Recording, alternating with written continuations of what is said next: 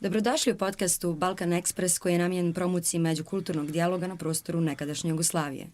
Producent podcasta Balkan Ekspres je Zavod Burja uz pomoć javnog sklada Republike Slovenije za kulturu.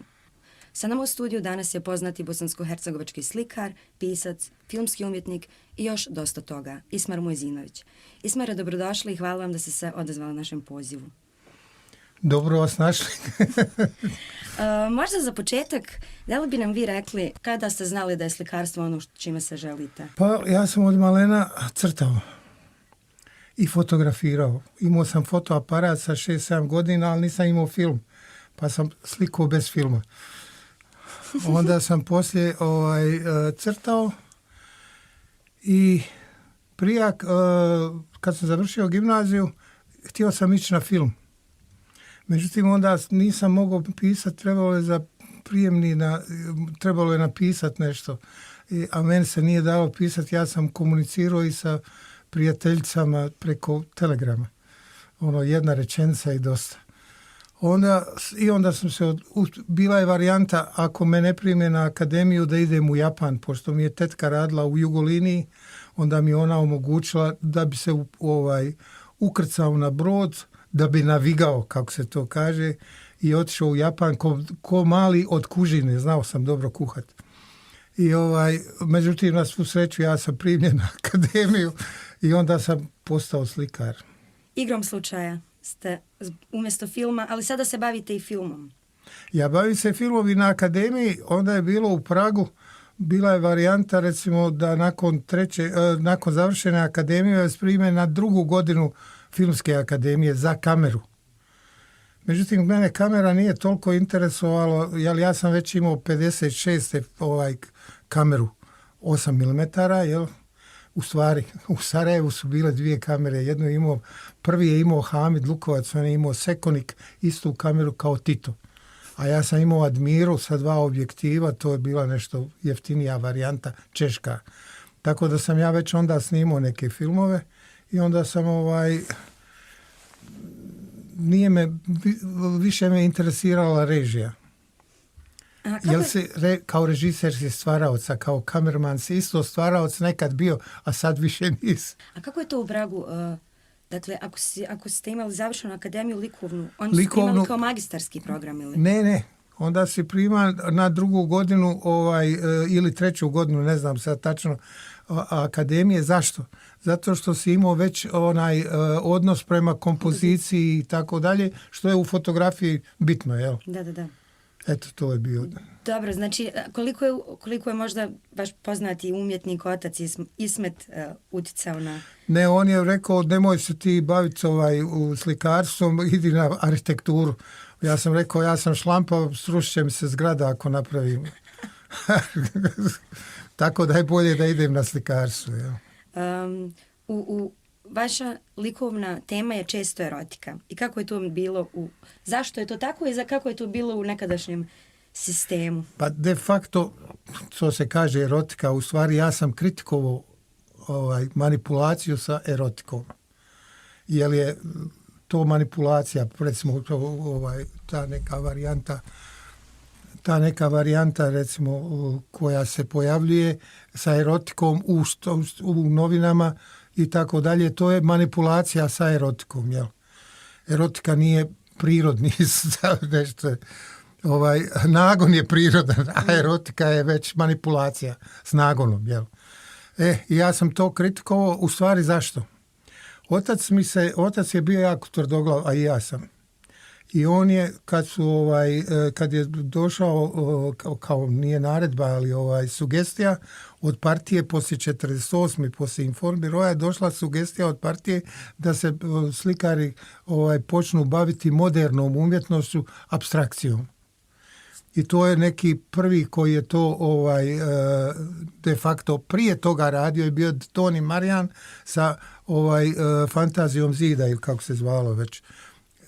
Ali poslije je de facto to napravio prvi Edo Murtić sa povratka iz Amerike. Jel?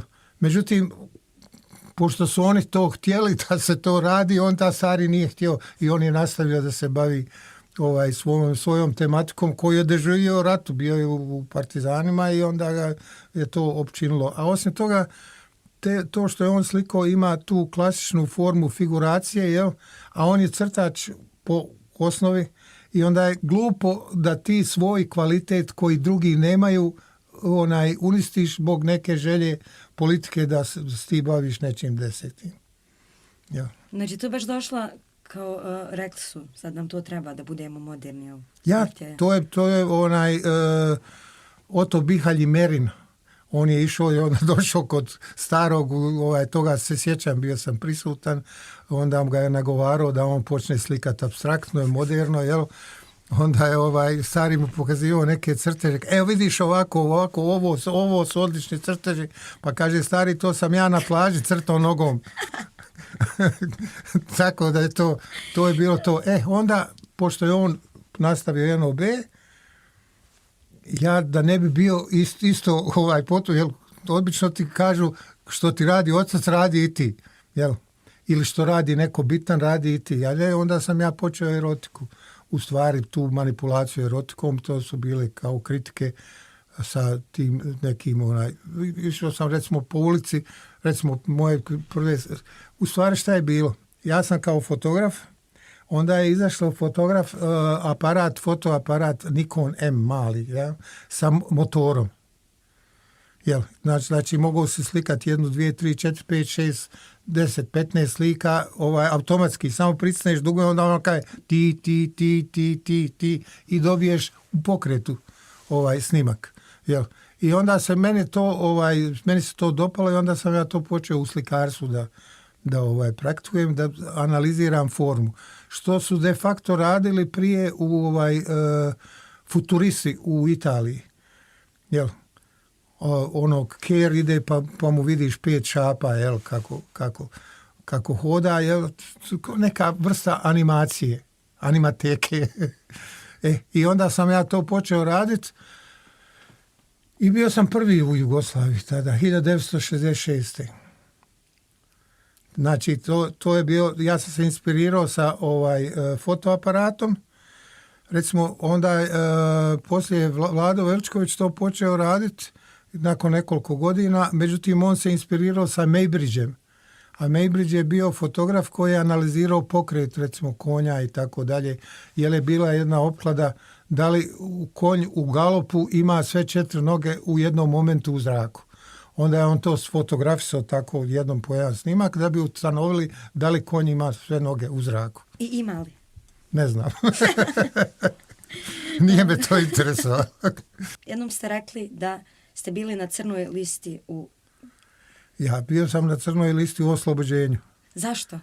Kako se to dogodilo? Pa da vam kažem, morate znati nešto, kako to Slovenci zovu, fušija. Faušija. Mm-hmm. Znači, danas kažu da je maso stvari bilo zabranjeno, što nije istina. Obično su to kolegi smještali u ime partije. Mm-hmm. Tako je nekome palo na pamet, pošto je onda bio crni talas, jel? Pa je bili su ti neki, onda su proglasili, ako ima filmadžije crne, onda moraju biti slikari, jel? Onda su proglasili, ne znam, u Beogradu je bila jedna grupa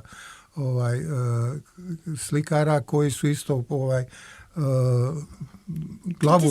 čini mi se Glavurtići, možda čak i Veličković, ne znam, gde su i oni proglasili crnim slikarima, međutim oni su uglavnom već bili vani, tako da im nisu ništa mogli. A onda, ja sam onda rekao, kad sam ja čuo za to, u stvari šta je bilo? Ja sam trebao, Oslobođenje je htjelo da ja za Novu godinu ima čestitka u Oslobođenju moja slika. I to je jedna novinarka sa mnom dogovorila i trebao je dođe fotograf. Međutim, fotografa nema, ja zovem novinarku, što nema fotografa, kaže, pa znaš ti nemaš pojma šta si ti meni napravio, šta sam ti napravio, pa ja sam imala problema zbog tebe, kaže, ti si na crnoj listi Oslobođenja. Kako? Zbog čega? Kaže, zbog da si crni slikar.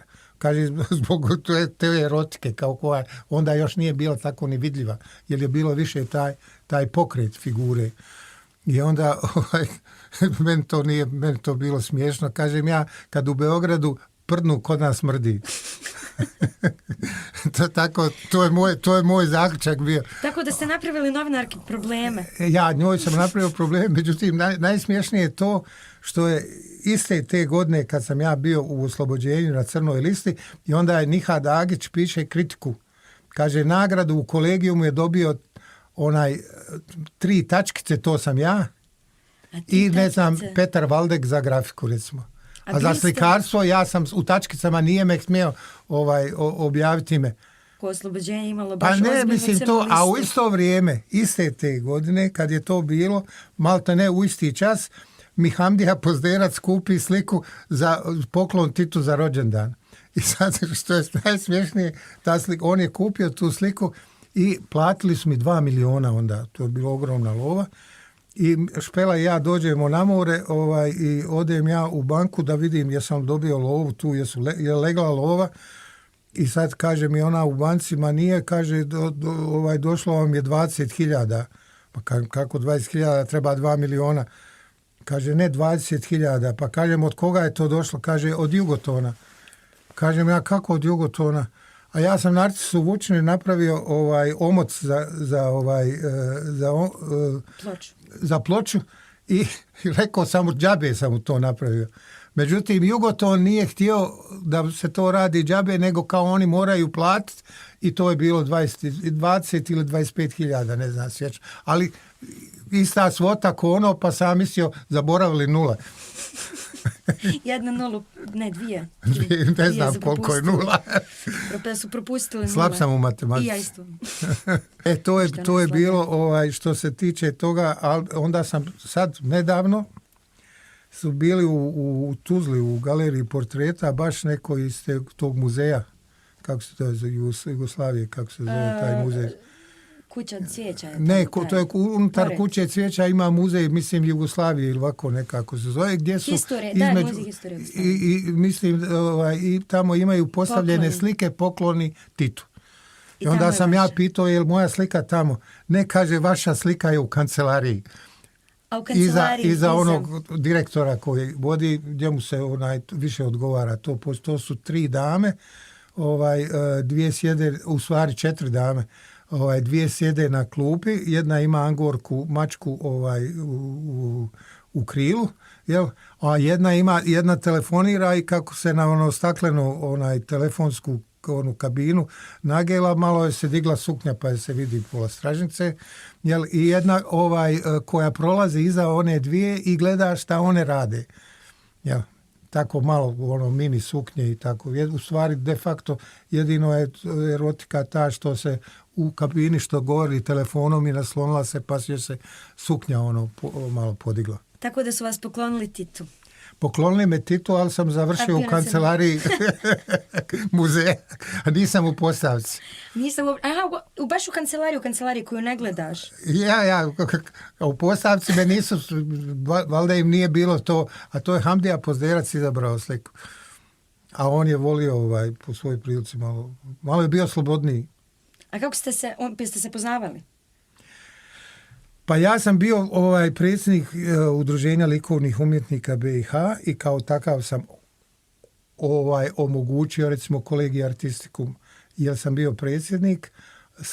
Tražio sam paviljon koji je trebao Ugljen da radi iza Koševske gimnazije, međutim za to nije bilo para, onda je Skenderija gorila i onda je meni recimo u 1 sat uveče me zove Braco Kosovac sa Pala, kaže Ismare, bili vi htjeli onaj prostor gdje je bila izložba u Skenderiji, gdje je bila izložba na tlu Jugoslavije, to je bila svjetska izložba ogromna, i onda ja kažem, čuj, 2000 kvadrata dobijem za paviljon od 150 kvadrata, normalno da sam rekao, ne samo upravno, sam sam se odlučio.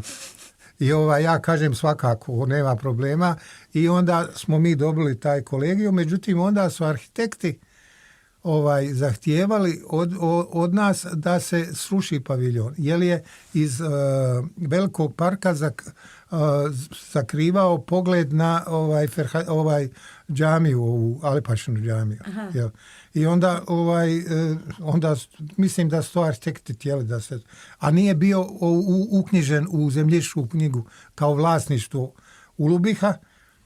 I onda smo normalno moraš uzeti, to je bolje 2000 kvadrata nego mali paviljon, s time što onda kad smo onda je to bio kao gradski paviljon, jel, u Skenderiji, onda sam ja bio u upravnom u savjetodavnom tijelu, onda sam ja u stvari dao naziv kolegijum artistikum po kolegijumu koja je bila grupa predratna, koja je bila malo zapostavljena i još danas je zapostavljena. Sad je napravila film jedan o kolegijumu i bio je, mislim, nedavno. Dokumentarni? Dokumentarni film, ja. Iako sam ja predlagao da se napravi igrani film, pošto je recimo Oskar Danon, koji je de facto bio taj osnovni osnivač kolegijuma, jer on iz Praga doneo tu ideju sa Ani Rice, jel? I onda otišao u Partizane sa taksijem. I onda je to meni bio štos, recimo, šta ja znam iz kolegija, jedan Oskar Danon uzima taksi, ide na Romaniju s taksijem, kaže doviđenja, ja idem u Partizane i isplati taksi, recimo. To je meni, recimo, bio neki motiv da se... A u kolegiju je bilo, oni su, recimo, radili te neke zabave i, recimo, radili su te predstave i to je Oskar Danon baš u Tuzli rekao, ja sam to znao prije, ali on je to potvrdio javno kao osnivač glavni, jel, idejni tvorac i onda je on rekao kako je u stvari Ani Rice kad je plesala trebala da napiše smrt fašizmu. I onda nisu znali kako da to izvedu, onda je moj stari kao izmislio da se nacrta tipke od mašine, pisače. I ona kad pleše, ona ide sa tipke na tipku i napiše smrt fašizmu. Međutim su to skontali ovi i zabranili su predstavu. To prije rata bilo, Kraljevine Jugoslavije.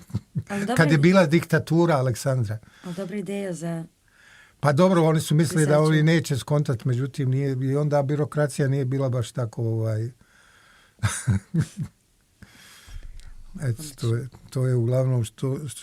Onda sam ja taj kolegij, onda smo mi poslije u kolegijumu u savjetu zabranili samostalne izložbe jednog umjetnika da bi izvršili pritisak da nam obnove, da nam daju ponovo paviljon. Bila je varijanta da ga malo pomjere, da ga tamo ponovo sagrade, međutim to nije išlo, onda su nam dali ovo gdje je sad galerija Romano Petrović, za udruženje galeriju, koja je sad na drugom mjestu, to je na onom dječje pozorište, tamo na onom trgu gdje je preko puta Bosna, hotela Bosna. Ispred hotela je trg mali i onda se uđe u taj... I tu sam ja dao ime Romano Petrović, jer sam zastupao stanovište da trebamo imena kulturnim institucijama davati po zaslužnim umjetnicima, poznatim umjetnicima iz Bosne i Hercegovine. A onda sad daju engleska imena ovako, pa onda ne znaš gdje si, jesi u Londonu ili u Parizu ili u Sarajevu. A da li ste sudjelovali u nastajanju dokumentarnog filma za... A kolega artistiku, pa nešto sam davao neke ne znam ovako nešto, međutim tu ima više zainteresovani, svako ima svoju istinu, Rašomonijada vlada svijetom. Ja sam, meni je jedan od najdražih filmova bio Rašomon. Jel, istu stvar 5 ljudi doživi i svako je objašnjava na svoj način, što je normalno de facto. A kako, vi bavite se i filmom? Ja filmom sam se počeo baviti tamo negdje 58. 9. tako, 56. 7. 8. 9. Jer recimo napravio sam onda 2 filma. Problem je što sam ja onda počeo snimati, te trake su mi propale. Jer u Sarajevu sam ja dao atelje da mi koriste neki ljudi sad za vrijeme rata.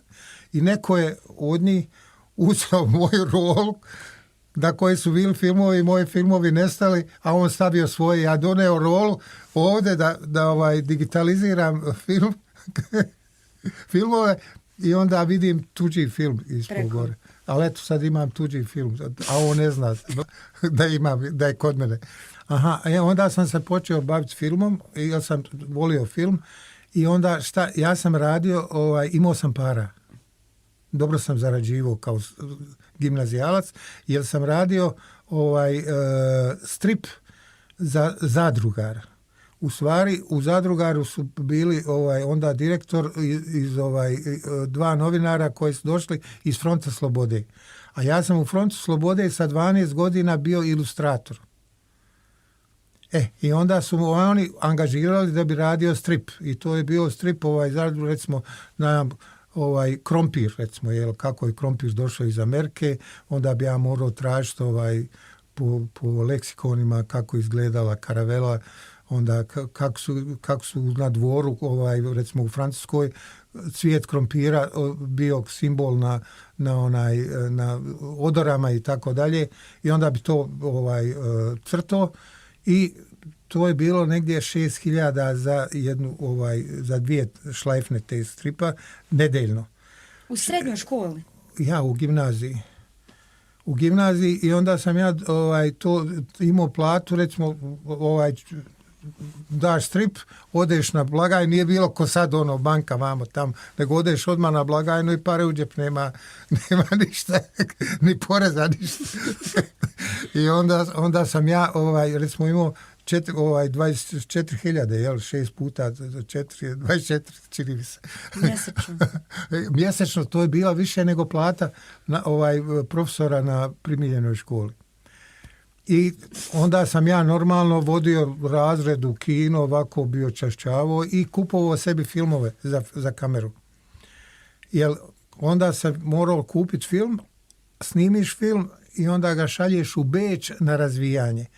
I onda ti ga oni vrate i to je proces bio otprilike mjesec dana. Jer kod nas u osmicu onda nisu, to je dupla osmica bila, onda još nisu mogli razvijati. Na televiziji su kasnije tek počeli razvijati 16, onda sam kupio Boleksa velikog. Jel? I tako da sam ja s filmom obavio, napravio sam jedan film na velikom odmoru u razredu, mislim da je bio 7. C u Koševskoj gimnaziji, i tu su igrali, mi smo igrali, 15 minuta traje veliki odmor i za 15 minuta sam ja snimio film. I taj film, igrani film. Onaj jedan moj kolega koji sa mnom sjedio, Hošo, on je bio profesor matematike, onda Dubravka, ona je recimo brisala tablu, pa onda jedan jeo čevape na času i tako. I bila je recimo Vesna Latinger koja je prije 2-3 godine, mislim godinu ili 2 umrla u Izraelu. Ona je bila glumica. Poslije inače je bila kćerka Latingera, glumca poznatog iz Tuzle. A ona je poslije u Beogradu studirala i onda je igrala je u prvom filmu, drugom filmu od Bore Draškovića, Nokaut. Za film sam taj radio naslovnicu i propagandni materijal. Propagandni materijal. Radili ste još neke propagandne materijale za filmove, na primjer na Bitka na Neretvi? Radio sam, u Bitke na Neretvi sam bio asistent scenografa. Dušana Jeričevića.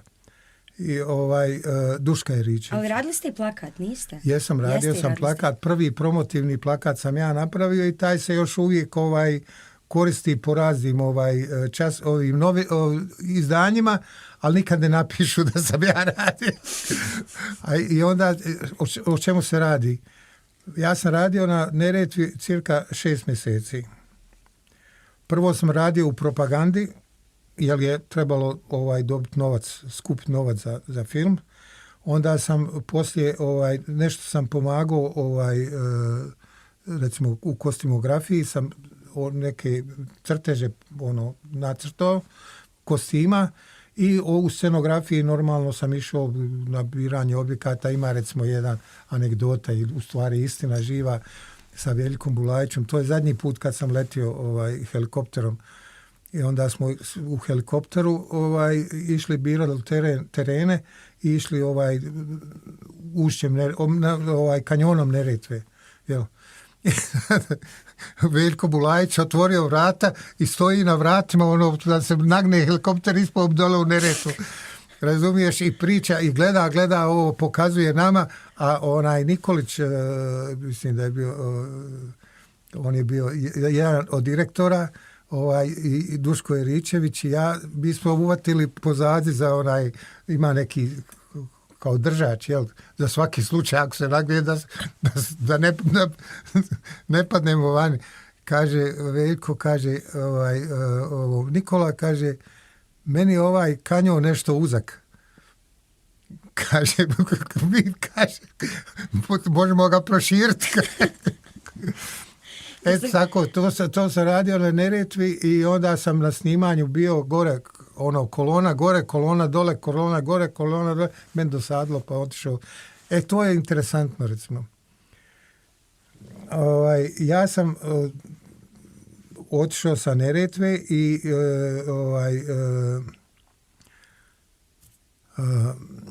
kamerman koji je bio na Neretvi, druga kamera, recimo Pintar je bio prva, on je bio druga, Jović, on je mene spremio u Zagreb i išla je kamera na popravak u Zagreb i meni su dali tamo, ja fino odležao u kombiju do Zagreba, vratio se u Zagreb, uveče sjedim, otvorim televizor, kaže Jović poginuo. A ja sam trebao ići s njim u taj bunker u Mostaru i šta je bilo, on je fotografirao bombardiranje i jedan otpad od one bombe, betonske bombe, je ušao kroz prozor, udario Đokisa Jolić, udario u kameru i odbio mu glavu. I on je tako poginuo. Inače smo imali saobraćajni nesreća, recimo ja sam imao saobraćajnu nesreću, Bata Životinja imao Živojinović, mi smo ga volili Bata Životinja, imao isto saobraćajnu nesreću, a sa mnom je, kad sam imao saobraćajnu nesreću, bila Milena Kumar pored mene i ona je inače bila kostimograf, asistent kostimografije, inače iz Ljubljane. I ona je bila i iza mene bio Pavle Vujsić, a pored Pavla Vujsića Boris Dvornik koji je držao gitaru. Šta je bilo? Oni su digli most, a nisu obilježili. I sad, pošto je prije toga prošao auto, bilo je malo dima, kako se kaže, prašine, jel? A ide se prema gore, jel? Tako da se ne vidi rupa. I kad sam ja došao, vidim odjedanput rupa, 2 metra, ja dodao gas, sva sreća da je bio zadnji pogon. I mi ostanemo ko most. I onda šta se desilo? Poslije toga izašao Boris Dvornik, uzeo gitaru i svira. Pavle Vojsić, kako je mene udario, ja savio volan. A Milena Kumar, mi smo bili prije toga u nekoj ribarnici, jeli ribu, pored Bugojna negdje bilo. I ona je držala ribu u krilu i nije udarila glavom i imala modrice na očima. Ali uglavnom svi smo ostali živi i poslije mi je to koristilo jer sam, kad sam bio u vojsci u Bileći, onda sam išao 2 dana dobio dopust da idem na obram navuk, kako se to kaže. Eto to. Inače u Neretvi imam jednu zaslugu, de facto onu bitniju zaslugu. Bitnija zasluga na Neretvi. Inače sam ja skupljio onda materijale, recimo išao sam recimo ima jedna interesantna stvar. Išao sam u Beogradu u muzej revolucije, jel? I onda sam tamo skupljao materijale i onda između ostalog idem tamo. Neretva imala uvod u film nekoliko tih nekih retrospekcija istorijskih. I između ostalog je bilo car Samuilo kao bugarski. Kao makedonski. Aha. I onda sam išao po enciklopedijama i tražio i vidim svugdje piše vizantijski car Bugaro ubica. Kažem ja Veljku, pa kaže nije on makedonski, on je bio bugarski. Jel? Kaže, ma nemaš ti pojma, kaže. I poslije su izbacili to jer su Bugari intervenirali i taj čitav dio filma izbačen. To mi je bila zasluga, bile su tankete talijanske. Tankete? Tankete, to je mali tank. Aha. To je ko fićo među tenkovima. Jel? I onda su te tankete i normalno nije bilo nigdje. Bila je jedna, ali nije bila upotrebiva u nekom muzeju i onda je trebalo napraviti tanketu, jel? Napraviti tanketu? Ja, normalno. I onda mi smo inače radili tamo na ove tenkove, smo recimo dodavali na to u Donje Vakfu, tamo smo to radili. Recimo imaš ruski tank, pa onda na njega dodaš gore da bi bio Tigar ili Leopard njemački. Dodaš malo gore metala, ofarbaš ga i tako dalje. I onda smo tu tanketu nismo mogli napraviti nikako. Onda sam se ja dosjetio da uzmemo traktor. Jes, kaže, ali ovaj traktor ima naprijed a tanketa ima pozadi. Onda sam se ja dosjetio i to mi je velika zasluga, to si uzimam kao zaslugu, da ide u rikverc. U tom slučaju će biti pozadi onaj motor, a naprijed će se može napraviti tanketa špicasta. I tako su onda napravili da je išla u rikverc. Pa mislim, moraš se dosjetiti. A uglavnom sam otišao sa Neretve, sad ja vjerujem, ja uvijek kažem da sam ja bio tamo u tom bunkeru, ja mu ne bi dao da gleda kroz kameru. A on je bio poznat, Đokica Jolić je bio poznat po tome da je bio jako hrabar i recimo onda bi on sa kamerom skakao po tenkovima i onda snimao sa tenka koji vozi, a da padneš po tenk ili slučajno zgazite, odeš dođe ovako, ništa. Tako, inače u filmu ima puno tih dogodovština i opasnosti na snimanjima. Recimo Špela kad je radila 19 djevojaka i Mornar, tamo smo se i upoznali, jer ona je radila na Neretvi i ona je bila glavna jedna uz Brinera za srušenje mosta. I Veljko koji je srušio de facto pravi most, umjesto da su napravili u Barandovu trik, jel? I onaj recimo na 19 djevojaka isto pirotehničar je stavio nešto dole kao rafali po zemlji i njoj je udarilo ovdje u oko odmah pred oka. komad kamena, ali sva sreća nije direktno oko, mogla je ostati bez oka. Film je zaguljena stvar. A recite mi sad, pošto vam je film blizu, zašto se dogodilo to poznato rušenje mosta? Zašto su izabrali baš tu tehniku? Šta mislite?